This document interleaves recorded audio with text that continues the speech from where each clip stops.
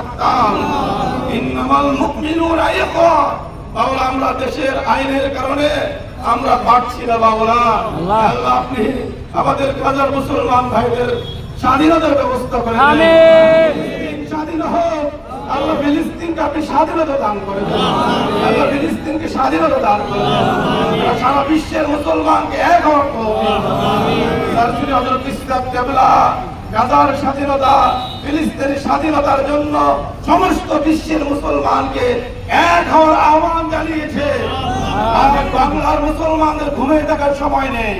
যখন ডাক আসবে, আজকে শুরু হয়েছে, আবারও যখন হুজুর কেবলা ডাক দিবেন, আমরা আমাদের সকলের ঘর থেকে ঝাঁপিয়ে পড়ব ইসলাম রক্ষার্থে, গাজার মুসলমানদের রক্ষার্থে, ফিলিস্তিনের স্বাধীনতা রক্ষার্থে।